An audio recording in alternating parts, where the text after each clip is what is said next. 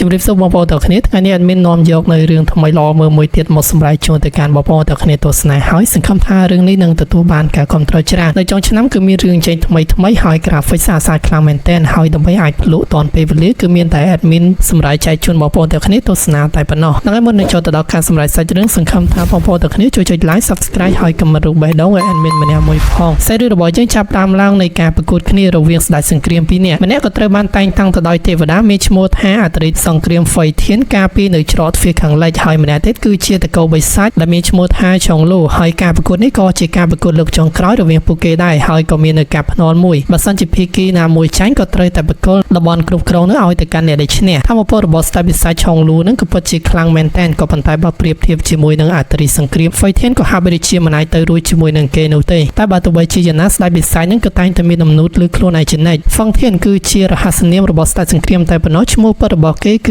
ឺផឹងហ្វៃគេក៏ជាអ្នកខ្លាំងលេខ1នៅក្នុងទឹកដីទេវតាក្រោមព្រះអិនផងដែរឥឡូវនេះចាត់ទុកថាជាការប្រកួតលើកចុងក្រោយរវាងពួកគេទាំងពីរអត្រីបិសាចឆុងលូក៏ភ្នាល់ជាមួយនឹងគេផងដែរបើសិនជាគេចាញ់នៅការប្រកួតមួយនេះគេសន្យាថាមិនឆ្លងកាត់ទីកន្លែងនឹងម្ដងទៀតនោះឡើយដោយអត្រីបិសាចក៏បានបញ្ចេញនៅទម្រង់ព្រលឹងបិសាចរបស់គេយ៉ាងធំមហិមាដោយឡែកអត្រីសង្គ្រាមក៏ប្រើប្រាស់នៅយុទ្ធសាស្ត្រទម្រង់ដែលពិតប្រាកដរបស់គេមកទប់ទល់ផងដែរនៅក្នុងការសារកម្លាំងរបស់គ្នាជាលើកចុងក្រោយនេះពួកគេមិនទាន់នឹងបានប៉ះគ្នាពេញមួយទំហឹងផងស្រាប់តែជំនួយការរបស់ព្រះអិននឹងបានបង្ហាញខ្លួនមកហើយចោទប្រកាន់ទៅកាន់អត្រីសង្គ្រាមថាគេបែរជាខុបខិតគ្នាជាមួយនឹងបិសាចធ្វើការងារស្រ័យទៅចិត្តឯងចឹងហើយគេក៏ត្រូវតែទទួលទោសឥឡូវនេះទេវតាក៏បានដាក់ទោសគេឲ្យខ្លាយទៅជាមនុស្សធម្មតាព្រោះដោយសារតែគេគ្មានសមត្ថភាពក្នុងការការពារដងដែលជាច្រករវាងឋានព្រះជាមួយនឹងឋានបិសាចបានទេហើយនៅក្នុងជាតិនីមួយៗរបស់គេក៏ត្រូវតែរងទុក្ខវេទនាជាច្រើនអនេកដោយជាការស្លាប់នៅក្នុងសមរភូមិសង្គ្រាមជាដើមលុះមកដល់ជាតិមួយគេក៏បានភ្ញាក់ឡើងមកវិញនៅក្នុងជាតិនេះគេមានឈ្មោះថាជាងធានក៏ត្រូវជាអ្នកលក់ដូរវត្ថុបុរាណនៅក្នុងហាងដ៏តូចមួយហើយព្រឹត្តិការណ៍ដែលកើតឡើងបាញ់មិញនេះវាប្រៀបដូចជាសបិនរបស់ជាងធានតែប៉ុណ្ណោះពេលហ្នឹងគេបានឮសំឡេងក្រោកក្រាក់ដូចជាមានចៅលួចចូលផ្ទះហើយដូច្នេះហើយក៏យកដំបងមួយដើម្បីទៅសំពងអាចៅនោះមើលប៉ុន្តែមកមើលឲ្យកាន់តែគៀបម៉ែឲ្យស្អាតដូចព្រះនារីម្នាក់ហ្នឹងដឹងមកពីណានោះទេបែរជាចូលក្នុងហាងរបស់គេប៉ុន្តែមិនយូរប៉ុន្មានត្រូវបាននាងចាប់ក្រៀកជាប់បានជាងធានភ័យខ្លាំងណាស់ថានាងគឺជាបងស្រីចៅបញ្ញាប់ឲ្យនាងដោះលែងគេទៅគេគ្មានលុយទេក៏ប៉ុន្តែនាងក៏បានគម្រាមត្រឡប់ទៅវិញថានាងមិនមែនចៅនោះទេឲ្យគេបើកភ្នែកឆ្កែមើលទេនាងគឺជាម្ចាស់ហាងប្រចាំនៅទីកន្លែងនេះក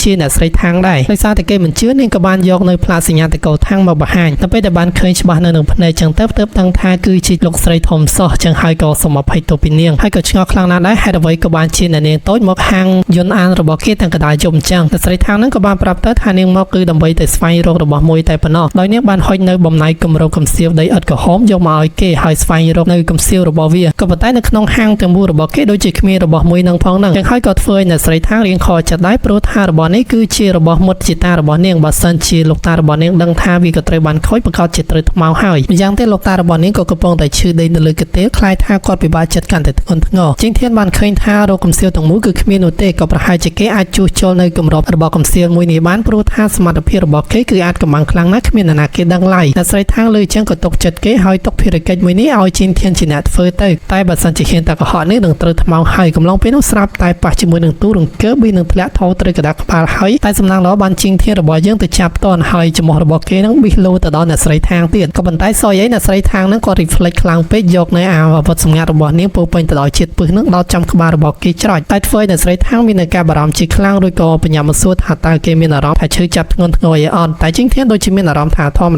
តាដោយឱកាសអីផងហ្នឹងក៏ប៉ុន្តែបន្ទាប់ពីនាងប្រាប់ថាអាវុធរបស់នាងគឺមានជាតិពឹសធ្វើឲ្យជាងធាននឹងអស់ព្រលឹងពីខ្លួនតែម្ដងហើយក៏ចោទប្រកាន់ថាអ្នកស្រីທາងគឺជាមនុស្សដែលខូចខើបំផុតបន្ថែមពីនឹងនាងក៏បានយកថ្នាំបន្សាបមកជាមួយក៏ប្រហែលជាគេត្រូវស្លាប់ក្នុងយប់នេះហើយក៏ប៉ុន្តែនៅនាងທາងហ្នឹងក៏លួងគេវិញប្រាប់ថាជាតិពឹសរបស់នាងគ្មានខ្លាំងក្លានោះទេគ្រាន់តែធ្វើឲ្យគេមានអារម្មណ៍ពិបាកក្នុងខ្លួនតែបន្តិចតែប៉ុណ្ណោះវាមិនរហូតដល់ថ្នាក់ស្លាប់នៅឡើយរួចហើយក៏បានហុចដៃលើកជាងធានឲ្យក្រោកឡើងបន្ទាប់មកក៏ដល់ពេលដែលនាងត្រូវចាក់ចែងហើយនាងក៏ប្រាប់ថាទៅយកថ្នាំបន្សាបឲ្យគេហើយថ្ងៃស្អែកក៏ជួបគ្នានៅសួនច្បារខាងមុខមុននឹងចាក់ចែងទៅពួកគេទាំងពីរនាក់ក៏សុំស្គាល់ឈ្មោះគ្នាទៅវិញទៅមកផងដែរជាងធានរបស់យើងក៏ណែនាំទៅហើយនៅស្រីທາងហ្នឹងក៏ណែនាំត្រឡប់មកវិញគឺທາງសួរជៀនហើយជាងធានរបស់យើងដូចជាបរោះរូបចិត្តមិនដឹងនោះទេគ្រាន់តែចាប់ដៃកូនកមុំគេតែបន្តិចសោះបែរជាសម័យឡើងឋានសួគ៌ឯណាឆ្កុយលុះស្អែកឡើងនៅពេលព្រឹកជាងធានរបស់យើងក៏បានជួសជុលនៅគម្រោងកំសៀវរបស់អ្នកនាងឋានសួរជៀនហ្នឹងបានសម្រេចទៅហើយក៏មានបំណងចង់យកឲ្យនាងដែរចឹងហើយគេក៏ធ្វើដំណើរចាក់ចេញពីហាងយន្តអានក៏ប៉ុន្តែភ្លាមស្រាប់តែលោកតាម្ចាស់ហាងគាត់នៅកន្លែងនោះលោកតាម្នាក់ហ្នឹងគឺមានឈ្មោះថាចៅវិនឆាងគឺគាត់មិនអនុញ្ញាតឲ្យជាងធានធ្វើដំណើរចាក់ចេញនោះទេព្រោះថាគាត់មានរឿងសំខាន់ដែលត្រូវសួរគេគឺថាផ្នែករបស់គាត់មិនល្អនោះទេនៅពេលដែលគាត់ទិញរបស់យកមក ដែលហាងរបស់គាត់គឺគាត់ចេះតែទិញព្រាវហើយដើម្បីឲ្យបញ្ជាក់ថារបស់មើលនេះពិតឬក៏ខ្លាំងខ្លាយគឺមានតែសួរជីងធានតែប៉ុណ្ណោះក៏ប៉ុន្តែទៅពេលដែលជីងធានពិនិត្យទៅបានឃើញថារបស់ទាំងអស់ហ្នឹងគឺសុទ្ធសឹងតែជារបស់ខ្លាំងខ្លាយហើយម្យ៉ាងវិញទៀតគេក៏គ្មានពេលដើម្បីធ្វើការពិនិត្យឲ្យបានហ្មត់ចត់ដែរគឺត្រូវតែធ្វើដំណើរយ៉ាងបញ្ញាបញ្ញាទៅជួបជាមួយនឹងអ្នកស្រីថាដែលធ្វើឲ្យលោកតាវិនឆាងនោះគាត់ខឹងខ្លាំងណាស់បើសិនជាគេត្រឡប់មកវិញជឿតាមជំហាននោះគាត់នឹងវាយគេបាក់ជើងតែម្ដងសេរឿងកាត់មកកាន់សាលមួយមានឈ្មោះថាលូបៃទូនៅទីកន្លែងនេះគឺជាកន្លែងអាជីវកម្មរបស់គ្រួសារថាងរបស់ថាងស៊ូជៀនហើយនេះក៏កំពុងតែស្វែងរកថ្នាំបន្សាបដើម្បីយកទៅបន្សាបស៊ូជាងនឹងឯងក៏ប៉ុន្តែនាងចំណាយពេលយ៉ាងយូររកហើយក៏ប៉ុន្តែនៅតែមិនឃើញមិនដឹងថាច្រឡំដៃទៅទុកឯណានោះទេចឹងហើយក៏ធ្វើឲ្យនាងបារម្ភជាខ្លាំងមិនត្រូវថាដោះស្រាយជាមួយនឹងជីនធានដោយរបៀបណានោះទេបើសិនជាត្រឡប់ទៅគ្មានថ្ងៃក៏ជាជីងធានយំដាច់ផ្ងាបរ៉េបដោយនៅពេលដែលអង្គុយសុកនាងក៏ស្រាប់តែប្រទះឃើញនៅចម្លាក់ឈើមួយដែលមានឆ្លាក់រូបជាតារបស់នាងហើយនាងកាលពីនៅតូចដែលកាលពីលោកមុននាងដូចជាមិនសូវបានចាប់អារម្មណ៍ទៅនឹងចម្លាក់ឈើមួយនេះសោះហើយបន្ទាប់ពីនាងយកដៃប៉ះទៅស្រាប់តែបានឃើញថាវាក៏បានរបើកចេញមកជាទ្វារសម្ងាត់មួយដែលវាក៏បានធ្វើឲ្យខាងស៊ូជៀនមានការភ្ញាក់ផ្អើលខ្លាំងណាស់ហើយដោយសារតែនាងចង់ដឹងផងក៏បានដើរចូលទៅខាងក្នុងផ្លូវសម្ងាត់នោះដើម្បីធ្វើការពិនិត្យមើលហើយជីងធាននៅវិញក៏កំពុងតែដេកលេងនៅតាមផ្លូវធ្វើដំណើរទៅកាន់គ្រួសារខាងស្រាប់តែប្រទះឃើញអ្នកស្រុកម្នាក់ក៏កំពុងតែដេញតាមជនបោកប្រាស់ហើយបរិម្នាក់នោះថែមទាំងជ្រុះដាវឈើមួយនៅក្បែរនោះទៀតផងចឹងហើយជីងធានរបស់យើងគឺមានតែយកមកទុកប្រើប្រាស់ខ្លួនឯងតែប៉ុណ្ណោះដោយសារតែងើឆ្ងល់មិនដឹងថាពួកគេកើតរឿងអីនោះក៏បានកាក់លោកតាចាស់ម្នាក់រួចក៏សួរពីគាត់ថាតើមានរឿងអីកើតឡើងទៅលោកតាចាស់ហ្នឹងក៏បានរៀបរាប់ប្រាប់ទៅថានៅតាមផ្លូវដែលគាត់កំពុងតែស្វែងរកថ្នាំនោះក៏បានជួបជាមួយនឹងសត្វចម្លែកដោយសារតែគាត់ភ័យខ្លាចសត្វចម្លែកខ្លាំងពេកចឹងហើយគាត់ក៏បានជួលអ្នកចេះក្បាច់គុនម្នាក់មកជួយការពារគាត់ដើម្បីជាភាពងាយស្រួលក្នុងការដើរបេះថ្នាំក៏ប៉ុន្តែចង្រៃយកអីអាប៉ែដែលចេះក្បាច់គុននោះវាគឺជាជនបោកប្រាស់បោកលុយរបស់ពួកគាត់ឲ្យលំមកកំលោះហើយនៅពេលដែលជួបសត្វចម្លែកវាក៏បានជារត់មុនគេចឹងហើយបានជាពួកគាត់ដេញតាមចាប់ជីនធានឮថាផ្លូវខាងមុខមានគ្រោះថ្នាក់ដោយសារតែសត្វចម្លែកចឹងគេមានតែការបារម្ភចំពោះខាងស៊ូជៀនខ្លាំងណាស់ឬមួយក៏នឹងធ្វើដំណើរត្រូវឆ្លងកាត់ឧបសគ្គដោយសារតែសត្វចម្លែកទាំងអស់នេះទៅក៏ប៉ុន្តែជីងធានមិនមែនបារម្ភអំពីសុវត្ថិភាពរបស់នាងដោយសារតែចាប់អារម្មណ៍ទៅលើនាងនោះទេគឺខ្លាចនាងមានគ្រោះថ្នាក់គ្មានអ្នកណាគេយកថ្នាំបន្សាបមកឲ្យគេហើយដូច្នេះហើយជីងធានរបស់យើងគឺមានតែសម្រេចចិត្តរត់ទៅផ្លូវខាងមុខសិនសាច់រឿងកាត់មកកាន់ផ្លូវសម្ងាត់នៃសាលប៉ៃទូឯនេះវិញនៅពេលដែលស៊ូជៀនធ្វើដំណើរសុកស្រាប់តែឮសំឡេងមនុស្សជជែកគ្នាហើយសំឡេងរបស់ពួកគេដូចជាស្តៀងខ្លាំងណាស់ហើយនៅពេលដែលនាងត្រឡប់ស្ដាប់ទៅបានដឹងថាតាមពិតទៅនោះក៏ជាសំឡេងរបស់លោកពូទី5របស់នាងដែលមានឈ្មោះថាថាងយីក៏កំពុងតែនិយាយគ្នាជួញដូរជាមួយនឹងម្ចាស់ហាងម្នាក់ទៀតមានឈ្មោះថាឡាវហ្វឹងហើយពួកគេហាក់ដូចជាមានគំនិតអាក្រក់ចង់លេបយកទ្រព្យសម្បត្តិក៏ដូចជាជួញដូរយកនៅសារធាតុពិសមួយចំនួនផងដែរហើយនៅក្នុងដៃរបស់អាប៉ែឡាវហ្វឹងហ្នឹងគឺមានកូនសត្វដ៏ខ្ជូតមួយក៏កំពុងតែត្រូវបានគេចាប់បង្ខំស៊ូជៀនបានឃើញមុខវាហើយក៏ដឹងថាវាកំពុងតែហៅជំនួយពីនាងចឹងហើយនាងក៏ប្រញាប់ទៅជួយសង្គ្រោះវាភ្លាមអាវុធសម្ងាត់របស់នាងគឺមានជាតិពុលក៏បណ្ដាលឲ្យប៉ែឡាវហ្វឹងហ្នឹងក៏ផុតភ័យខ្លាំងមែនទែនក៏ប៉ុន្តែថាងយីក៏ប្រាប់ឲ្យគេមកចាំបារម្ភនោះទេជាតិពុលរបស់នាងមិនមែនជាជាតិពុលមកពីគ្រួសារថាងឡើយវាខ្សោយខ្លាំងណាស់កដោមួយក៏សម្លាប់មិនបានផងខណៈពេលនេះខាងស៊ូជៀនបានឃើញថាពូទី5គឺជាជនក្បត់ទេតើហើយដូច្នេះហើយពូហើយនឹងក្មួយពីរនាក់ហ្នឹងក៏ចាប់ផ្ដើមធ្វើការប្រយុទ្ធគ្នាទៅវិញទៅមកដោយយើងបានឃើញថាសមត្ថភាពរបស់ថាងយីគឺមិនធម្មតានោះទេអាវុធសម្ងាត់របស់គេគឺមានជាតិពុលខ្លាំងណាស់តែទោះបីជាអញ្ចឹងយ៉ាងណាក៏ដោយក៏ខាងស៊ូជៀននាងក៏នៅតែមានវិធីការពារខ្លួនថែមទាំងជួយសង្គ្រោះអាកូនសត្វល្អិតនោះចាក់ចេញពីទីកន្លែងនោះបានសម្រេចក៏ប៉ុន្តែពួកគេឆ្លងកាត់នៅផ្លូវហាមឃាត់មួយវាគឺជាផ្លូវពឹសនៅខាងក្នុងគឺសុទ្ធសឹងតែជាសត្វអសិរពឹសដូចជាពស់ក្អែបអីជាដើមចឹងហើយពួកគេទាំងពីរនឹងឈប់តាមព្រោះគិតថានាងប្រហែលជាមិនអាចគេចផុតពីកន្លែងនេះនោះទេតែបើសិនជាគេចផុតគេក៏នឹងរាយការណ៍ទៅប្រាប់លោកម្ចាស់លួយតាមចាប់នាងជាបន្ទាន់កន្លែងមកមើលជីងធានរបស់យើងនៅវិញគេក៏មកដល់ផ្លូវធំមួយដែលជាជួរផ្លូវឆ្ពោះទៅកាន់ភ្នំប៉ៃគេដើរបដាស្រែកហៅស៊ូជៀនបដាក៏ប៉ុន្តែមើលទៅតាមអត្តចរិតរបស់គេដូចជាខ្លាចខ្លាំងណាស់ក៏ប៉ុន្តែធ្វើខ្លួនដូចជាអ្នកក្លាហានជាសេះសមកជួយសង្គ្រោះមនុស្សចឹងតែមិនដឹងថាថ្ងៃនឹងគេចង្រៃអីនោះទេស្រាប់តែប្រទះឃើញខ្មោចមួយដែលខ្មោចមួយក្បាលនឹងដូចជាចម្លែកខ្លាំងមែនទែនវាដេញតាមឡងជីនធានដូចជាមិនតំណងតតែសោះលុះរហូតដល់ច្រាំងថ្មចោតមួយជីងធានរបស់យើងភ័យជាខ្លាំងគិតថាមិនអាចតតាំងជាមួយនឹងវាបានទេប្រហែលជាវាត្រូវរុញខ្លួនទម្លាក់ចូលទៅខាងក្រោមហើយក៏ប៉ុន្តែមាននរណាពួកគេមិនមែនជាខ្មោចពិតប្រាកដនោះទេពួកវាគ្រាន់តែក្រុងស្បែកពណ៌ខ្មៅបន្លំខ្លួនធ្វើជាខ្មោចតែប៉ុណ្ណោះតាមពិតទៅពួកវាគឺមានចំនួន3នាក់វាក៏ហាក់ដូចជាភីវៈមានជីវិតចឹងបើទោះបីជារូបរាងរបស់វាជាវត្ថុយ៉ាងណាក៏ដោយហើយម្នាក់នោះគឺជាកតែនស្រាមានរហស្សនាមថាផឹក1000ពេងក៏មិនស្វឹងម្នាក់ទៀតមានរហស្សនាមបិសាចង្គៀងភ្លើងរបស់គេសាហាវណាស់ដុតទាំងខ្មោចដុតទាំងមនុស្សហើយបងប្អូនគេមួយទៀតមានមេធំនោះក៏ជាបើទុកស្រូវនឹងឯងគេអាចទុកទាំងស្រូវបានទុកទាំងអ្វីៗក៏បានដែរមើលទៅបងប្អូនទាំង3នាក់របស់គេនឹងដូចជាមានដំណួតខ្លាំងណាស់ជាងធានរបស់យើងដោយសារតែបានឃើញថាពួកវាមិនមែនជាខ្មោចពិតប្រាកដនោះទេចឹងហើយក៏មិនខ្លាចពួកវាដែរក៏ចាប់ផ្ដើមវាយប្រហារជាមួយរបស់ចម្លែកទាំង3ក្បាលហ្នឹងទៅក៏ប៉ុន្តែឃើញថាពួកវាដូចជារហ័សហើយមានសមត្ថភាពក្រាន់បើពិតមែនដោយបង្ខំឲ្យជាងធានរបស់យើងរបូតដាវចេញពីដៃតែជាងធានរបស់យើងមិនមែនដលងមូលនោះទេនៅកំឡុងពេលដែលកតិនស្រានឹងហក់ចូលមកជាងធានដកដាវនោះបានហើយក៏វត្តគេពងបែកកតិនស្រានឹងហូរ ទឹកស្រាខ្ចាយបាយស្រាអង្គចេញពីខ្លួនដូចនេះហើយពួកគេគិតថារបួសធ្ងន់ខ្លាំងណាស់ហើយពួកគេអត់សង្ឃឹមក្នុងការរស់នៅបន្តមែនទែនឥឡូវនេះគឺនៅសល់តែចង្គៀងខ្មោចមួយនឹងនោះទេសមត្ថភាពរបស់វាគឺព្រុសភ្លើងហើយដូច្នេះហើយជាងធានរកនឹកល្បិចឃើញហើយដើម្បីកម្ចាត់ពួកគេម្ដងទាំង3គឺឲ្យអាចង្គៀងនោះបញ្ចេញសមត្ថភាពភ្លើងរបស់គេចេញមកតិចមកទៅខ្លួនរត់ទ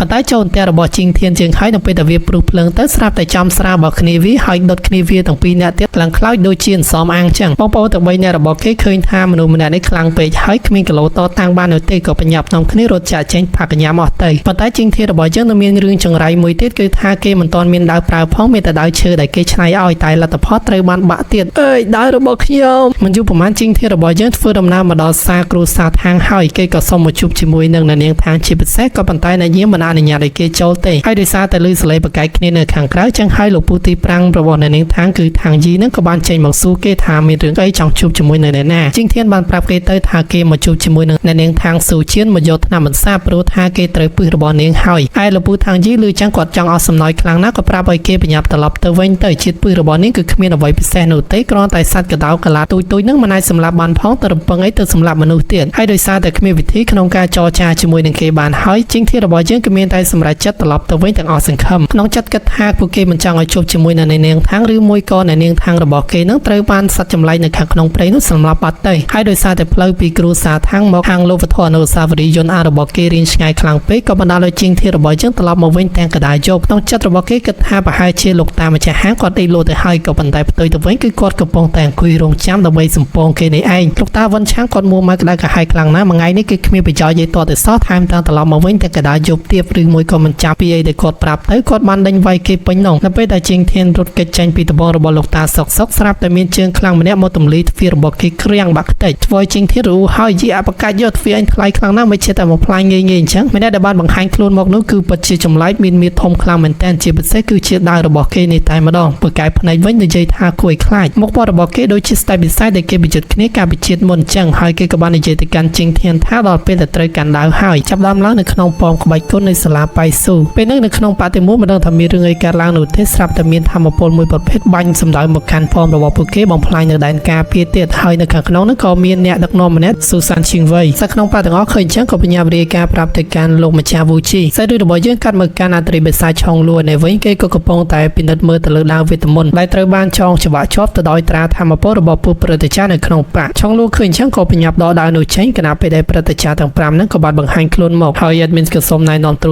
សពីពួកគាត់ព្រឹទ្ធាចារ្យទៅនៅកណ្ដាលមានឈ្មោះថាឈីងវៃដែលយើងស្គាល់បាញ់ខាងនេះគឺមានឈ្មោះថាព្រឹទ្ធាចារ្យជីងហឺងព្រឹទ្ធាចារ្យហឺយ៉ាងព្រឹទ្ធាចារ្យយូស៊ួនហើយនិងព្រឹទ្ធាចារ្យជុនគូពួកគាត់ទាំង5នាក់ហ្នឹងក៏បង្កើតនៅក្បួនត្រាពលឺទាំង5ដើម្បីឃុំក្រងនៅវិញ្ញាណខ្មោចដែលនៅខាងក្នុងតែកម្លាំងរបស់គាត់ប្រៀបផ្ទឹមជាមួយនឹងឆុងលួមិនបាននោះទេធ្វើឲ្យគេដកដាវវេទមន្តនោះបានសម្រេចហើយក៏រួចចេញនៅវិញ្ញាណខ្មោចមួយវិញ្ញាណខ្មោចនោះដូចជាទម្រង់ដាវអញ្ចឹងហើយគេស្បត់ថានឹងសងសឹកនៅក្នុងបនិកាយភ្នំស៊ូនៅឯបានបន្ទាប់ពីឆុងលួយកបានដាវនឹងហើយគេក៏បានបង្ហាញខ្លួនជួបជាមួយនឹងមិត្តចាស់របស់គេដែលប្រកួតគ្នាការពលឹកមុននោះក៏ជាជីងធានយើងនឹងឯងក៏ប៉ុន្តែឥឡូវនេះជីងធានមានជីវិតថ្មីមិនចងចាំគេទេប្រកាសណាបរោះចម្លែកដែលមកជួបជាមួយនឹងគេកដាយប់នោះក៏ជាឆុងលួនឹងឯងដែលគេមកជាមួយនឹងដាវវេទមន្តទៀតឆុងលួបានណែនាំខ្លួនទៅឲ្យគេស្គាល់ដែរក៏ប៉ុន្តែជីងធានរបស់យើងអត់ស្គាល់ហើយក៏ចងចាំថាគេនឹងគឺជានរណាដែរតែលោកម្ចាស់ហាងនោះដូចជាមានការភ័យខ្លាចខ្លាំងណាស់រត់ពួនប្រុចឲ្យជីងធាននោះនៅបំរើភ្ញៀវតែម្នាក់ឯងបានល្អទៅព្រោះឃើញថាប៉ែមួយនឹងដូចជាមានធំហើយកាច់ណាស់ជីងធានដឹងហើយថាគេយកដាវមកបង្ហាញមុខគេនេះគឺគ្រាន់តែចង់ប្រចាំដាវនេះតែប៉ុណ្ណោះហើយបើមើលទៅតាមផុនភាគរបស់ដាវបារាំងក៏ប្រហែលជាតម្លៃមិនទាបទេក៏ប៉ុន្តែជីងធានមិនមែនមនុស្សល្ងងនោះទេគេក៏នឹងលេងក្បាច់មួយធ្វើឲ្យគេហ៊ានប្រចាំក្នុងតម្លៃទាបតែប៉ុណ្ណោះដោយក៏ហត់ថានៅខ្វះនេះខ្វះនោះអីចឹងទៅដាវអត់ល្អក៏ប៉ុន្តែពេលហ្នឹងចង់លោកគិតតម្លៃប្រចាំត្រឹមតែ1កាក់តែប៉ុណ្ណោះហើយគេមិនស្ដាប់បញ្ច្រឡំនោះទេគឺ1កាក់ធ្វើឲ្យជីងធានរបស់យើងសប្បាយចិត្តជាខ្លាំងរួចហើយក៏បញ្ញាប់ទៅសេលិខិតប្រចាំតែឲ្យគេមកស្លឹ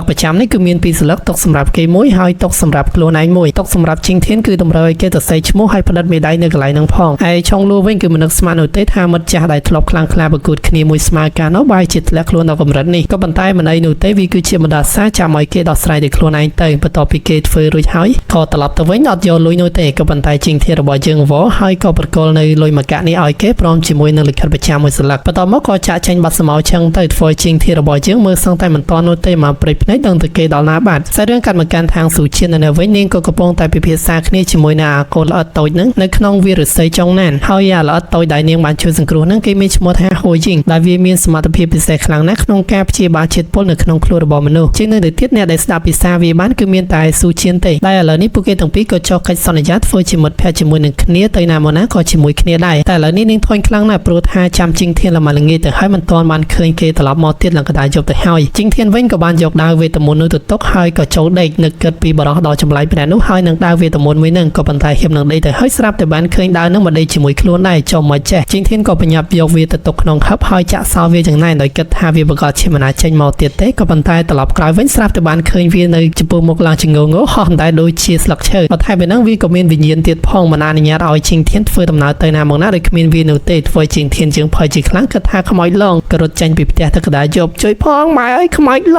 ងរត់មកស្ទុះទីបំផុតមកដល់ព្រៃឫស្សីចុងណានទៅហើយក៏ប៉ុន្តែភ្លាមអាកូនសត្វហូជីងហ្នឹងក៏បានមកបុកក្បាលគីប៉ាំងបណ្ដាលឲ្យគេស្លាប់ទៅនៅមួយកន្លែងទៀតអូនិយាយថាពីចង្រៃស៊ូជៀននឹងបារម្ភខ្លាំងណាស់ព្រោះថាក្បាលរបស់កូនសត្វហូជីងនឹងវាតាន់ខ្លាំងពេកខ្លាចថាជីងធានជាងស្លាប់ទៅដឹងបន្តមកនាងក៏បានពឹងឲ្យហូជីងនឹងជួយប្រសាបជាតិពុលក្នុងខ្លួនប្រារបស់ជីងធានផងក៏ប៉ុន្តែហូជីងបានប្រាប់រឿងដ៏ហួសចិត្តមួយគឺថាជាតិពុលរបស់នាងខ្សោយខ្លាំងពេកគ្រាន់តែគេរត់បែកញើសមិញហ្នឹងក៏វាបាត់ទៅហើយលើចឹងហើយក៏កាន់តែភ្ញាក់ផ្អើលមិននឹកស្មានតែខ្លួនឯងអន់ដល់ថ្នាក់ហ្នឹងនៅពេលដែលជីងធាននឹងខ្លួនឡើងមកវិញនាងក៏បានកុហកថានាងបានជួយព្យាបាលជាតិពុលឲ្យគេថែមទាំងហុចនៅថ្នាំមកគ្រាប់ឲ្យទៀតផងក៏ប៉ុន្តែរសជាតិថ្នាំហ្នឹងដូចជាស្ករគ្រាប់ក្រូចមិនដឹងតែចែកທາງនឹងបោកឲ្យចេះតែជឿសិនទៅជីងធានរបស់យើងទៅតែកិច្ចចេញពីដៅខ្មោចឥឡូវមកជួបជាមួយនឹងខ្មោចចេះហោះដែលជាកូនសត្វស្ពៃក្តោបនឹងទៀតធ្វើគេខ្លាចជាខ្លាំងក៏ប៉ុន្តែស៊ូជៀនក៏បានបញ្យល់ប្រាប់ទៅថាគេមិនខ្មោចទេវាមានរហស្សនាមថាស្ដេចបន្សាបជាតិពុលទាំង5ប្រភេទក៏ជាសម្បត្តិមានតម្លៃនៃគ្រួសារທາງរបស់នាងដែរវាគឺជាមិត្តជិតស្និទ្ធបំផុតរបស់នាងចឹងហើយជីងធានក៏មានអារម្មណ៍ថាហួសចិត្តជាមួយនឹងនាងដែរបែរជាយកស្ពៃក្តោបចេះហោះនឹងមកធ្វើជាមិត្តតែពេលហ្នឹងនាងបែរជាចាប់អារម្មណ៍បានឃើញថាដូចជាមានដាវមួយហោះនៅក្រោយខ្នងរបស់គេនាងងឿឆ្ងល់ខ្លាំងណាស់ថាដាវនឹងគឺជាដាវអីវិញតែមើលទៅតាមវិញ្ញាណដាវហាក់ដូចជាជិតស្និទ្ធជាមួយនឹងជីងធានរបស់គេខ្លាំងណាស់ហើយកូនសត្វហួជីងនឹងបានដឹងថាដាវនេះមិនធម្មតានោះទេថែមទាំងទទួលស្គាល់ជីងធានគឺជាម្ចាស់ទៀតស៊ូជៀនឃើញថាគេប្រកាសជាមិនធម្មតានោះទេហើយដូច្នេះហើយក៏ធ្វើជានិយាយថាផ្ដល់ឱកាសឲ្យជីងធានរបស់យើងមួយធ្វើដំណើរទៅជាមួយនឹងនាងធ្វើជាអង្គរៈរបស់នាងត្រឡប់ទៅគ្រួសារທາງដើម្បីដោះស្រាយនៅបញ្ហាមួយចំនួនព្រោះថាគ្រួសារທາງរបស់នាងកំពុងតែមានមនុស្សអាក្រក់ចង់លុកលុយធ្វើបាបតែជីងធានអត់មានចំណាប់អារម្មណ៍ធ្វើជាអ្នកក្លាហានដូចជាអង្គរៈស្អីរបស់នាងនោះទេគេគ្រាន់តែជាអ្នកលក់ដូរក៏ដូចជាអ្នកប្រចាំរបស់នៅខាងក្នុងហាងតូចមួយតែប៉ុណ្ណោះតែនាងក៏បានផ្ដល់ឱកាសឲ្យគេមួយថាបើសិនជាគេលីលែងពីកន្លែងការងារចាស់ហើយចូលធ្វើការនៅក្នុងសាលគ្រួសារทາງរបស់នាងប្រកាសជាទទួលបាននូវជីវិតស្ដុកស្ដំហើយមានទ្រព្យសម្បត្តិយ៉ាងមហាសាលឃើញថាវាក៏ជារឿងល្អដែរក៏ប៉ុន្តែជីងធានយើងទាមទារកម្រៃជើងសារជាមុនសិនព្រោះថាបានថ្ងៃនេះគេបានធ្វើការទេត្រូវបានចង្វាយកាត់ប្រាក់ខែទៀតចឹងហើយស៊ូជៀនក៏យល់ព្រមក៏ប៉ុន្តែចៃដន្យនេះនាងក៏បានយកលុយមកនោះទេហើយដូច្នេះហើយក៏មានតែបកគោផ្លាសញ្ញាគ្រួសារทางឲ្យគេបដោះសន្នយកទុកប្រើការតែប៉ុណ្ណោះចាំពេលក្រោយចាំនាងមករំដោះតែហៀបនឹងចេញទៅហើយស្រាប់តែបានឃើញក្រុមមនុស្សស៊ីឈ្នួលមួយក្រុមមកចង់ចាប់ចម្រិតពួកគេហើយវាធ្វើបាបដែលពួកគេទាំងនោះក៏ត្រូវបានបញ្ជូនមកទៅដោយທາງយីតែពេលណាដែលពួកគេបំពេញបេសកកម្មបានជោគជ័យដោយចាប់ທາງស៊ូជៀនយកទៅនោះពួកគេក៏នឹងទទួលបានរង្វាន់ធំជីងធានយើងភ័យខ្លាំងណាស់ព្រោះល្បីថាពួកគេគឺជាក្រុមចៅរន្ទះសមត្ថភាពមិនធម្មតានោះទេត្រូវសម្លាប់គឺសម្លាប់ហើយពួកគេគិតថាប្រហែលជាមិនអាចតតាំងបាននោះទេបំរុងនឹងត្រៀមខ្លួនរត់ក៏ប៉ុន្តែភ្លាមដាវវេទមន្តនៅនឹងដៃរបស់ជីងធានរបស់យើងចាប់ផ្ដើមបញ្ចេញនូវសកម្មភាពហើយនឹងធម្មពលដ៏ចម្លែកតែវាក៏បញ្ជាជីងធានរបស់យើងទៅលិចទៅកាត់ជើងត្បូងហើយក៏ចាត់ការទៅលើក្រុមចៅទាំងនោះយ៉ាងស៊ីផុយតែវាក៏បានបឺតយកនៅធម្មពលរបស់ជីងធានយើងអស់ច្រើនដែរទោះជាចឹងក៏ដោយជីងធានរបស់យើងក៏នៅតែមានស្មារតីហើយគម្រាមពួកចៅទាំងនោះឲ្យដកថយត្រឡប់ទៅវិញតែចូលរួមសោកស្ដាយសម្រាប់ជីងធានផងក្រុមចៅមិនទាន់នឹងបានរត់ផងបែរជាគេអស់កម្លាំងដូចសន្លប់ភីងដោយសារតែជីងធានបែបនេះធ្វើឲ្យស៊ូជៀននេះមានការបារម្ភជាខ្លាំងឥឡូវនេះនាងមិនអាចធ្វើអ្វីបាននោះទេគឺមានបណ្ដោយឲ្យពួកគេចាប់ខ្លួនតែប៉ុណ្ណោះក៏ប៉ុន្តែយ៉ាងណាមិញបានប្រាប់ទៅកាន់ហួយយើងឲ្យគេនៅមកកន្លែងសិនទៅចាំចូលកម្មជួយសង្គ្រោះនាងតាមក្រោយដល់ឡែកដាវវេទមន្តរបស់ជីងធានវិញឃើញថាគ្មាននរណាគេម្នាក់លើករួចទេវាធ្ងន់ខ្លាំងពេកចឹងហើយពួកគេអត់យកដាវទៅជាមួយនោះទេចាប់ខ្លួនតែពីរនាក់នេះទៅបានហើយពួកគេក៏នឹងទទួលបានរង្វាន់តាមក្រោយហើយនៅពេលដែលជីងធានក្រោកពីស្លាប់វិញបានឃើញខ្លួនឯងជាមួយនឹងស៊ូជៀនត្រូវបានគេចាប់ចោលឆ្កាងដៃជាប់បាត់ទៅហើយពួកគេក៏មិនអាចធ្វើអ្វីបានដែរស៊ូជៀននាងសំទោសខ្លាំងណាស់ដែលនាំគេចូលរួមជាមួយនឹងបញ្ហារបស់នាងដែរក៏ប៉ុន្តែជីងធានចឹងដូចជាអត់សូវខ្វល់ប្រមាណនោះទេបែរជាសុំនាងឡើងប្រាក់ខែទៅវិញបានប្រមាណជំនួយការទាំងពីររបស់គេក៏បានមកដល់ដូចជាហោយើងហើយនឹងដាវវេទមន្តពួកគេក៏ចាប់ផ្ដើមជួយសង្គ្រោះដោយកាប់ពួកគេចេញពីចំណងរយឯហោយើងដោយសារតែក្បាលរបស់វាតាន់បានបុកទម្លុះជញ្ជាំងនឹងប្រើបណ្ដាលឲ្យពួកគេមានផ្លូវរត់ចាក់ចេញត្រឡប់ទៅវិញយ៉ាងងាយស្រួលក៏ប៉ុន្តែមិនមែនមានន័យថាពួកគេរត់ទៅបានជោគជ័យនោះទេក្រុមចៅរន្ទះនោះក៏នៅតែដេញតាមពីខាងក្រោយហើយពួកគេក៏រត់ទៅដល់ចន្លងមួយផងដែរគឺគ្មានផ្លូវនឹងបន្តដំណើរទៅមុខទៀតទេជីងធានបានស្គាល់ថាកន្លែងដែលពួកគេចាប់មកមានឈ្មោះថាទលេតាទូគូខណៈពេលនេះពួកគេត្រូវបានឡោមព័ទ្ធទៅដោយក្រុមចៅរន្ទះហើយលពូទី5ທາງយើងរបស់នាងក៏មកដល់ទីនោះដូចគ្នាឥឡូវនេះគឺគាត់មិនចង់សម្លាប់នាងនោះទេគឺគ្រាន់តែឲ្យនាងបកគលហួយជាងឲ្យគាត់ទៅក៏ប៉ុន្តែនាងមិនព្រមសោះឡើយហើយក៏នឹងបកក្រាត់ស្បែកមុខរបស់លពូទី5នៅថ្ងៃណាមួយមិនខានក៏ប៉ុន្តែលពូទី5គាត់អត់ខ្វល់ទេ គ្មាននរណាគេជឿក្មេងដូចជានាងឡើយចឹងហើយក៏បញ្ជាឲ្យក្រុមចៅចាត់ការនាងទៅអាវុធដែលក្រុមចៅប្រើនោះក៏តម្រង់ដូចជាកាភ្លើងចឹងក៏ប៉ុន្តែបើលបងក្បាច់គុណជាមួយនឹងស៊ូជៀនដូចជាមិនអាចទៅរួចជាមួយនឹងគេនោះទេក៏ប៉ុន្តែពិតជាសំណាងអាក្រក់ខ្លាំងណាស់ហួយយើងក៏ត្រូវបានលោកពូទី5របស់នេះចាប់គេបានហើយក៏យកទៅឆ្ងាយពួកគេទាំងពីរនាក់ដឹងហើយថាមិនអាចជួយសង្គ្រោះហួយយើងបាននោះទេព្រោះថាក្រុមចៅនៅមុខរបស់ពួកគេនឹងក៏ពិតជាពិបាកដោះស្រាយខ្លាំងណាស់ក៏ប៉ុន្តែពេលនោះស្រាប់តែពលឹងនៃធម្មពលដាវវេទមន្តវាបញ្ចេញមកម្ដងទៀតដោយសារតែការដឹងខ្លួនរបស់ជីងធានវាក៏បានបញ្ជារាងកាយរបស់ជីងធានចុះឡើ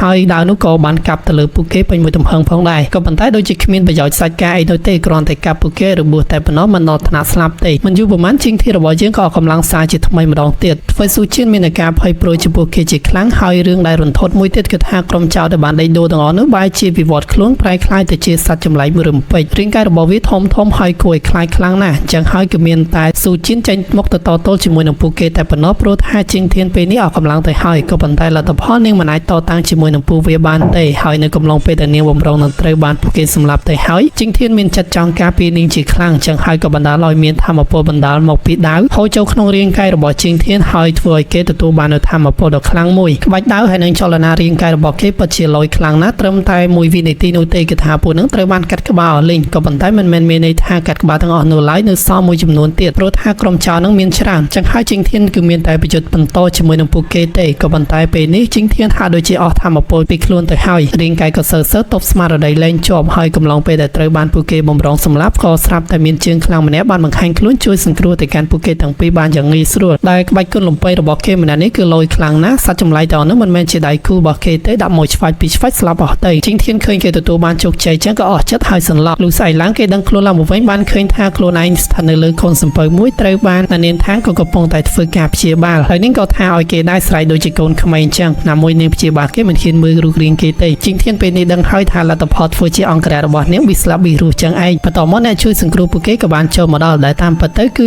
ជាបងប្រុសបងស្រីរបស់ខាងស៊ូជៀនទេបងស្រីគឺមានឈ្មោះថាស៊ីសួនហើយបងប្រុសរបស់នាងគឺមានឈ្មោះថាស៊ូឆាងឈិនហើយស៊ូឆាងឈិនគឺជាសិស្សនៅក្នុងសាលាក្បាច់គុនស៊ូសានជីងធានរបស់យើងគឺសប្បាយចិត្តខ្លាំងណាស់ទីបំផុតគេក៏បានជួបសិស្សក្បាច់គុននៅក្នុងសាលាស៊ូសានហើយគេល្បីឈ្មោះគាត់ហើយក៏តែងតែគោរពធ្វើជា idol ពេលនោះគេក៏បានកលែកទៅឃើញដាវរបស់ជីងធានយើងហើយក៏ស្គាល់ណាវាគឺជាដាវបិសាចដែលបានបិទត្រានៅលើកំពូលប៉មតាចឹងហើយពួកគេក៏សួរសំណួរជីងធានពី3សំណួរដែលតាក់ទិនជាមួយនឹងដាវមួយនេះថាតើគេទទួលបានដាវនឹងពីណាជីងធានបានប្រាប់ទៅវាគ្រាន់តែជាដាវឈើត្រូវបានបរិដល់ចម្លែកម្នាក់យកមកប្រចាំតែប៉ុណ្ណោះវាស្រាលខ្លាំងណាស់ក៏ប៉ុន្តែទម្ងន់ជាក់ស្ដែងរបស់វាពិតជាមិនស្រាលនោះទេដែលសូម្បីតែសមត្ថភាពកម្លាំងរបស់ឆាងឈីងនឹងស្ទើរតែត្រដាវនេះមិនរួចឆាងឈីងដឹងហើយថាដាវមួយនេះមិនធម្មតានោះទេហើយនេះក៏មនុស្សធម្មតាដូចជាជីងធានធ្វើជាម្ចាស់របស់វាបានក៏ប៉ុន្តែយ៉ាងណាក៏ព្រមានទៅកាន់ជីងធានផងដែរថាដាវមួយនេះមិនអាចរក្សាជាមួយគេបានទេព្រោះថាគេគ្មានធម្មពលនៃការវឹកហាត់សរុបសេចក្តីទៅវាអាចធ្វើឲ្យគេស្លាប់បាននៅពេលដែលប្រើប្រាស់ម្ដងអស់កម្លាំងច្រើនពេកចឹងហើយស៊ូជៀននឹងបារម្ភជាខ្លាំងចង់បោះដាវនឹងកវត្តចោលតែជីងធានយើងមិនព្រមទេព្រោះថាដាវនឹងគឺជាដាវគេប្រចាំនឹងហើយណាមួយវាជួយជីវិតរបស់គេច្រើនដងទៀតឆាងឈីគឺមានបំណងចង់ទទួលគេចូលក្នុងបកខ្លាំងណាស់ម្យ៉ាងវិញទៀតទោះបីជាវាប្រឆាំងជាមួយនឹងវិជារបស់ព្រឹទ្ធាចារ្យក៏គេនៅតែធ្វើដែរចឹងហើយក៏ចង់បរិញ្ញាជីងធានតែតាន់ជាមួយនឹងការវឹកហាត់មួយចំនួនដើម្បីអាចគ្រប់គ្រងដាវមួយនេះបានចឹងហើយធ្វើជីងធានសប្បាយចិត្តខ្លាំងណាស់ចង់លុតជង្គង់សុំគេធ្វើជាគ្រូតែគេមិនព្រមទទួលនោះទេប្រាប់ឲ្យគេនឹងហៅខ្លួនថាបងធំទៅបានហើយបើថែប៉ុណ្ណឹងគឺចង់បង្កើតភាពស្និទ្ធស្នាលហើយមិត្តភាពរវាងគ្នាទៅវិញទៅមកចឹងហើយជីងធានក៏បានឲ្យគាត់ហៅគេថាសៀវធានទៅបានហើយកិច្ចការបន្ទាប់គឺថាឆាងឈីងក៏បានបង្រៀនគេតែតាន់ជាមួយនឹងការបង្រួមធម្មពលពលឹងតម្រៀបសរសៃជីបចោលដើម្បីស្រូបយកនៅប្រភពធម្មពលចេញមកពីខាងក្រៅចាត់ស្ដែងទៅជីងធានពិតជាមានទេពកោសល្យខ្លាំងណាស់គ្រាន់តែជាការចាប់ផ្ដើមគេក៏ទទួលបានជោគជ័យមានសមត្ថភាពក្នុងការវឹកហាត់នៅក្នុងផ្នែកមូលដ្ឋានគ្រឹះបាត់ហើយសាយរឿងចាប់ដើមឡើងនៅពេលដែលស៊ូជៀនបានរៀបរាប់ពីរឿងរបស់លោកពូទី5តាក់ទងជាមួយនឹងការក្បត់តកូលគ្រួសារថាងទៅចោះចូលជាមួយនឹងតកូលគ្រួសារលួដែលជាអ្នកគ្រប់គ្រងម្ចាស់សំណាក់ផ្នែកបន្ទោអ្នកគ្រប់គ្នាក៏ដឹងហើយថាមនុស្សនៅក្នុងសំណាក់ផ្នែកបន្ទោគឺជាមនុស្សដែលមានចរិតឃោរឃៅហើយជាមនុស្សអាក្រក់ណាស់កំឡុងពេលនោះស៊ូជៀនដូចជាចាប់អារម្មណ៍តាក់ទងជាមួយនឹងទំនាក់ទំនងរបស់បងស្រីជាមួយនឹងលបងឆាងឈីងខ្លាំងណាស់ថាតើគាត់ឥឡូវនេះមានទំនាក់ទំនងជាអ្វីនឹងគ្នាទៅស៊ូស៊ូនឹងក៏បានប្រាប់ទៅថាឥឡូវនេះពួកគេគឺជាប្តីប្រពន្ធគ្នាហើយដំបូងឡើយពួកគេជួបគ្នានៅក្បែរនៃកាយស៊ូសានកំឡុងពេលនោះឆាងឈីងត្រូវបានសត្វបិសាចមួយក្រុមដេញតាមសម្លាប់ហើយដូច្នេះហើយនាងក៏ជួយសង្គ្រោះជីវិតគេដោយយកគាត់មកមើលថែនៅក្នុងផ្ទះរបស់នាងហើយវិធីសាស្ត្រក្នុងការព្យាបាលមិនមែនមនុស្សគ្រប់គ្នាអាចធ្វើអញ្ចឹងបាននោះទេលុះត្រាតែពីរអ្នកនោះមាននិស្ស័យជាមួយនឹងគ្នាដោយតាមពិតទៅដំបូងឡើយពួកគេទាំងពីរនាក់មានចិត្តក្រាស់ទៅលើគ្នាទៅវិញទៅមកហើយនៅទីបំផុតពួកគេក៏បានសារភាពស្នេហ៍ស្រឡាញ់គ្នាមែនទែនរួចក៏រៀបការជាមួយនឹងគ្នាទៅក៏ប៉ុន្តែរឿងមួយដែលតម្រូវឲ្យពួកគេមករស់នៅក្នុងសំពៅមួយនេះព្រោះថាតាំងពី ពី6ខែមុននៅពេលដែលពួកគេរៀបការដំណឹងនេះបានលើទៅដល់មេបកឈៀងវ័យគាត់ខឹងសម្បាខ្លាំងណាស់ហើយក៏បណ្ដេញគាត់ចេញពីបកទៅហើយមួយរយៈក្រោយមកនេះពួកគេមានបំណងចង់ត្រឡប់ទៅកាន់បកស៊ូសានវិញដោយសុំពឹងលោកពូម្នាក់ឲ្យជួយនិយាយជាមួយនឹងលោកមេបកអនុញ្ញាតឲ្យពួកគេចូលក្នុងបកវិញស៊ូជាស្ដាប់លើដូច្នេះហើយក៏ពិតជាស្ញប់ស្ញែងជាមួយនឹងសេចក្តីស្នេហារបស់ពួកគាត់ទាំងពីរខ្លាំងណាស់ធ្វើដំណើរទៅជាមួយគ្នាសម្រាប់សាច់ចម្លែកជាមួយគ្នាដូចជាមានក្តីសុខមែនទែនហើយស៊ូស៊ីននាងក៏បានប្រាប់ដូចគ្នាថានៅថ្ងៃណាមួយបងស្រីប្រកាសជារកបានដៃគូដ៏ស័ក្តិសមជាមិនខានអាចថាល្អិតនៅខាងក្នុងនឹងក៏ថាបានដែរស្ដាប់លើចឹងស៊ូជៀនដូចជាអៀនជាខ្លាំងនាងខំតមកជាមួយនឹងនាងលញោមមកទៅថាមិនចូលចិត្តគេទេតែនៅពេលដែលឃើញគេចេញមកខាងក្រៅធ្វើឲ្យអៀនហើយខឹងគេចូលទៅខាងក្នុងសង្ងំម្នាក់ឯងនេះណាហើយជីងធានវិញគឺអត់យល់នៅទេថាតើនាងនៅសុកមិនក៏កើតទៅជាអញ្ចឹងហើយចាងឈីងក៏មកពិភាក្សាគ្នាជាមួយនឹងស៊ូស៊ីនថាគេចង់ត្រឡប់ទៅកាន់បាក់ស៊ូសានឲ្យបានលឿនព្រោះបានឮថានៅក្នុងប៉មឃុំក្រុងវិស័យនោះក៏ត្រូវបានគេវាយប្រហារក៏ប្រហែលមកពីស្នាដៃរបស់សាលក៏រន្ទះហើយដល់ឡៃស៊ូស៊ីននៅវិញនាងក៏មានគម្រោងថាស៊ើបអង្កេតរឿងនេះឲ្យបានមកចត់ផងដែរហើយពួកគេក៏ត្រូវរស់នៅបែកគ្នាមួយរយៈហើយពួកគេបានសួរគម្រោងបន្តរបស់ជីងធានថាបន្តពីនឹងគេទៅណាទៅជីងធានបានប្រាប់ទៅថានៅក្នុងសាលខាងរបស់ខាងស៊ូជៀនដូចជាមិនសូវស្រួលប្រមាណនោះទេហើយក្នុងនាមគេគឺជាអង្គរៈក៏នឹងការពីនេះធ្វើដំណើរទៅជាមួយនាងដើម្បីដោះស្រាយបញ្ហាជាមួយនឹងគ្នាលើចឹងហើយស៊ូជៀននៅក្នុងនេះសប្បាយចិត្តខ្លាំងណាស់តែប៉ុន្តែមានអ្នក take care ពីនាងដែរដោយសារតែសៀវធាននៅក្បែរនាងចឹងហើយធ្វើបងទាំងពីរមានអារម្មណ៍ថាទុកចិត្តរួចក៏បានបកគលនៅ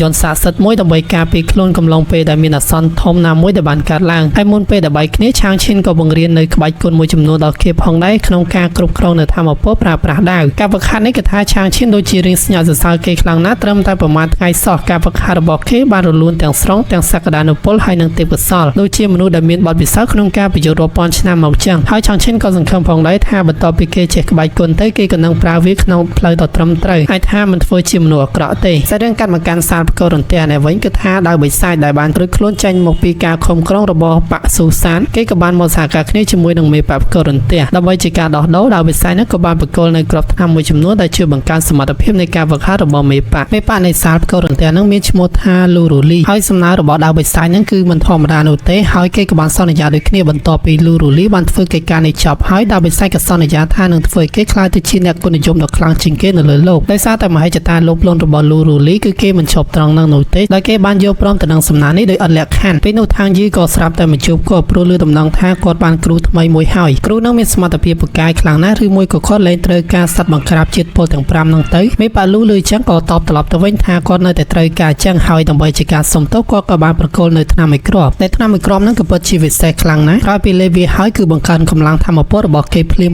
ហើយនេះក៏ដើម្បីគុណប្រយោជន៍របស់ភាគីទាំងសងខាងដែរធ្វើឲ្យທາງលីនឹងសប្បាយចិត្តខ្លាំងណាស់ទីបំផុតគេមានវិធីដើម្បីបង្កើនធម្មពលហើយក៏ចង់សុំគ្រាប់ថ្នាំនោះបន្ថែមទៀតលោកមេប៉ាលូនឹងគាត់សន្យាថានឹងឲ្យបន្ថែមទៀតលុះត្រាតែគេនឹងបានគ្រប់គ្រងធ្វើជាមេដឹកនាំគ្រួសារທາງជាមុនសិនបន្ទាប់ពីគេខ្លាចទៅជាមេដឹកនាំហើយសូមបញ្ចូលសាលគ្រួសារທາງទាំងអស់ធ្វើជាចំណុះរបស់សាលផ្គររន្ទះរបស់គាត់ទៅគាត់ក៏នឹងឲ្យថ្នាំជាច្រើនបន្ថែមពីនឹងទៀតគាត់មានរឿងក្រៅផ្សេងទៀតដែលចង់ឲ្យគេជួយທາງយីក៏ទទួលយកសំណើគាត់ដោយអត់លក្ខខណ្ឌនោះទេធ្វើមិនឲ្យតែខ្លួនបានខ្លាំងគឺមិនខ្វល់តែត្រូវចំណាយអ្វីទាល់តែសោះចំពោះដាវបិសាចវិញហាក់ដូចជាចាប់អារម្មណ៍ទៅលើសត្វចម្លែកបង្ក្រាបជាតិពុលទាំង5ហ្នឹងណាសាររឿងកាត់មកកាន់ທາງស៊ូជៀនជាមួយនឹងជីងធានរបស់យើងឯវិញក៏ធ្វើដំណើរមកដល់សាលគ្រួសារທາងហើយនៅពេលដែលជីងធានមកដំបងគឺពួកគេមិនអនុញ្ញាតឲ្យចូលនោះទេក៏ប៉ុន្តែឥឡូវនេះបានអ្នកស្រីທາងនៅក្បែរខ្លួនគឺគ្មានបញ្ហានោះទេដើរទៅកន្លែងណាក៏គ្មានការគោរពដែរក្លែងមើលខាងក្នុងនិកាយលោកពូរបស់ស៊ូជៀនគឺមានឈ្មោះថាທາងឆិនគឺគាត់បដិសេធមិនគ្រប់គ្រងទៅនឹងការលើកທາងយីធ្វើជាមេបបបន្ទាប់ទេតែທາងយីអត់ខ្វល់នោះទេគឺគេអាងរបស់ម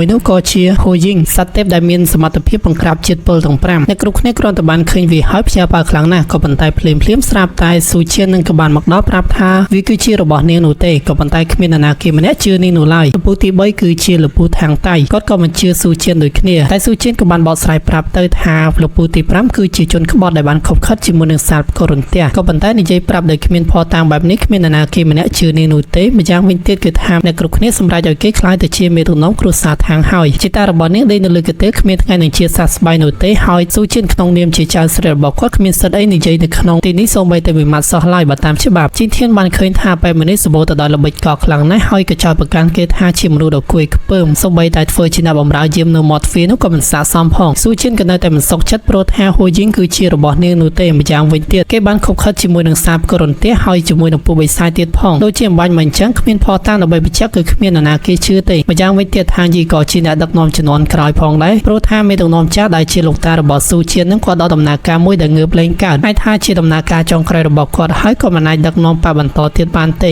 ស៊ូជៀនស្ដាប់ឮហើយខឹងជាមួយនឹងអ្នកគ្រប់គ្នាជាខ្លាំងបែរជាមិនយកពេលវេលាមើលថែចតារបស់នាងនាំគ្នាមកបង្កាយគ្នាតែតឹងជាមួយនឹងការដឹកនាំបកឬមនុស្សថ្មីឯណាឆ្កុយឥឡូវនេះនាងចង់ទៅជួបជាមួយនឹងលោកតានាងខ្លាំងណាស់មិនដឹងថាគាត់នៅកន្លែងណានោះទេនៅក្នុងចំណោមពួកគេក៏មានដាមីងម្នាក់គឺជាដាមីងទី8ដែលគេមិនបានប្រាប់ឈ្មោះទេគ្រាន់តែដឹងថាគាត់គឺជាដាមីងទី8បានរករឿងនាងត្រឡប់ទៅវិញបន្ថែមពីនោះທາງឆឹងក៏បានបញ្ចូលប្រាប់នាងដែរថាបើសិនជាបកគ្មានការដឹកនាំទេក៏ប្រហែលជាភាពវឹកវរកាន់តែការឡើងធ្ងន់ធ្ងរជាងនឹងឥឡូវនេះពួកគេម្នាក់ៗក៏សម្រេចចិត្តឲ្យທາງយីធ្វើជាមេបកហើយក៏ប៉ុន្តែហៀបនឹងនិយាយទៅហើយជីងធានបែរជានិយាយកាត់ប្រាប់ថាតំណែងជាមេបកគឺមានតែທາងស៊ូជៀនតែប៉ុណ្ណោះឥឡូវនេះបើសិនជាអ្នកគ្រប់គ្នាលើកທາងយីឲ្យធ្វើជាមេបកដោយសារតែឥឡូវហូយីងនៅនឹងដៃរបស់គេចឹងឆាប់ឲ្យវាក្រោកឡើងមកដើម្បីបញ្ជាក់ថាហូយីងគឺជាកម្មសិទ្ធិរបស់អ្នកណាឲ្យប្រកាសហើយជីងធានក៏បានប្រាប់នាងផងដែរថាមិនចាំបាច់បារម្ភនោះទេតំណែងជាមេបកនាងគឺជាអ្នកគ្រប់គ្រងរហូតគឺគ្មាននរណាទៅតាមឡើយស៊ូជៀនឃើញហើយតែសមហេតុផលខ្លាំងណាស់ក៏បញ្ញាប្រាប់ឲ្យທາງយីនោះធ្វើឲ្យហូយីងដឹងខ្លួនឡើងមកវិញមកចាំមើលថាតើវាទទួលអ្នកណាធ្វើជាម្ចាស់ក៏ប៉ុន្តែយ៉ាងណាທາងយីអត់យល់ព្រមនោះទេដោយចោទប្រកាន់ថាពួកគេប្រហែលជាមានគំនិតអាក្រក់ណាមួយលើវាហើយដោយសារតែបានឃើញដូច្នេះលោកពូທາងតៃគាត់ក៏បានយល់ព្រមឲ្យពួកគេធ្វើការភ្នាល់គ្នានៅក្នុងការភ្នាល់នោះបើសិនជានរណាមានសមត្ថភាពខ្ពស់ជាងអ្នកនោះគឺស័ក្តិសមធ្វើជាអ្នកដឹកនាំជាងការភ្នាល់លើដំបងក៏តម្រូវឲ្យពួកគេបើកនៅប្រអប់សួនជីនៅខាងក្នុងនោះគឺមានសភៅបុរាណមួយក៏ប៉ុន្តែវិធីក្នុងការបើកប្រអប់គឺមិនងាយស្រួលនោះទេតម្រូវឲ្យពួកគេស្វែងយល់កាន់តែស៊ីជម្រៅការភ្នាល់គឺប្រើពេលធម្មតាបើសិនជានរណាដោះបានក្នុងរយៈពេលសមស្របអ្នកនោះគឺជាអ្នកឈ្នះតែតែបានបើកប្រអប់នៅដំបងក៏ជាທາງយីនឹងឯងក៏ប៉ុន្តែគេបរាជ័យទៅហើយព្រោះថាគេបើកខុសកន្លែងពីនឹងត្រូវជាតិពឹសទៀតផងចឹងហើយທາងយីនៅក្នុងជុំទី1គេក៏ធ្លាក់ដល់វេរបស់ស៊ូជៀនវិញម្ដងគឺនាងមានទំនុកចិត្តខ្លាំងណាស់ព្រោះនាងបានវឹកហាត់ពីលោកតារបស់នាងថែមទាំងទទួលបាននៃការបណ្ដុះបណ្ដាលជាច្រើនផ្នែកទៀតគឺសោទាំងអស់នោះគឺជាតម្រងច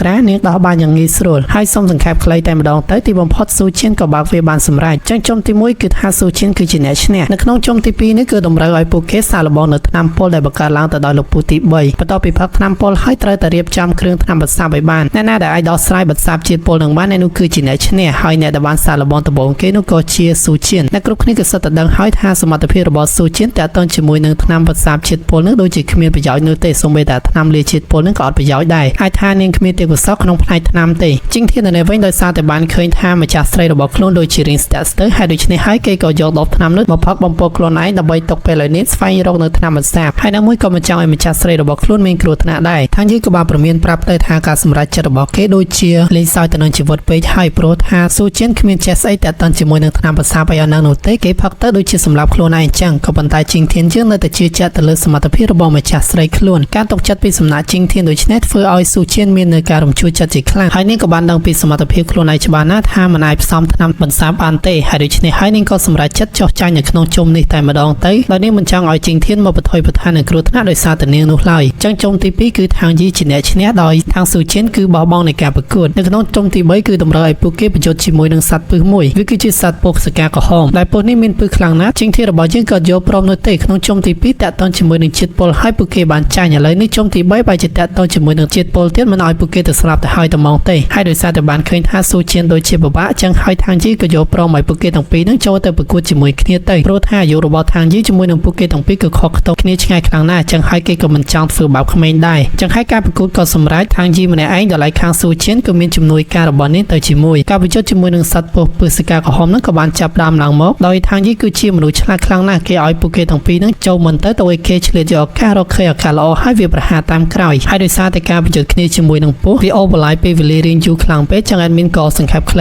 ីៗជូនជាសម្រាប់អ្នកក្លាហានតែម្ដងទៅជាការចាប់ផ្ដើមជីងធានជាមួយនឹងស៊ូជៀនមិនមែនជាដៃគូរបស់ពស់នឹងនោះទេសការរបស់វារឹងខ្លាំងណាស់ដូចជាគ្មានចំណុចខ្សោយទាល់តែសោះហើយអ្វីដែលគ្មានផ្លូវទៀតនោះគឺថាทางយីគិតថាខ្លួនមានឱកាសក្នុងការសម្លាប់វាបានហើយក៏បន្តែចូលមកកាន់តែគៀកឃើញថាវាក៏ពិតជារឹងខ្លាំងណាស់ចំណុចខ្សោយរបស់វាស្ទើរតែគ្មានដែលចលនាផលត្រូវបានពស់នឹងវត្តឡើងចង់បាច់ចកេះចឹងមានន័យថាทางយីគ្មានឱកាសសម្លាប់វាបានទេហើយជីងធានវិញគឺថាប្រយុទ្ធជាមួយនឹងពស់នឹងដោយបថុយប្រឋានខ្លាំងមែនទែនតែវាក៏ជាការយកក្បាច់គុណរបស់គេតែបានវឹកហាត់នោះមកអនុវត្តផងដែរមិនយូរប៉ុន្មានស៊ូជៀនបានរកឃើញពីចំណុចខ្សោយរបស់វាគឺស្ថិតនៅលើកលាពណ៌សក្បែរកន្ទុយហើយក៏ប្រាប់ទៅកាន់ជីងធានថាបើសិនជាមានឱកាសចាក់ចាំកន្លែងនោះពស់នឹងក៏ត្រូវបានសម្លាប់ហើយដូចជាការរំពឹងទុករបស់នាងមែននៅពេលដែលជីងធានបានប្រើប្រាស់នៅដាវវេទមន្តបូករួមជាមួយនឹងធម្មពលកែភ្នែកដ៏គួរខ្លាចនឹងទៀតធម្មពលរបស់គេកើនឡើងទ្វេដងធ្វើឲ្យគេមានការប្រើប្រាស់នៅអាល់ទីវាប្រហារជាមួយនឹងលម្អឿនដ៏លឿនមួយហ្នឹងហើយចាក់ចំនៅចំណុចសំខាន់មួយនោះធ្វើឲ្យពស់នឹងត្រូវបានដេកស្លាប់ជាស្ថាពរចឹងគឺមានន័យថាทางស៊ូជៀនគឺជាអ្នកឈ្នះនៅក្នុងជុំទី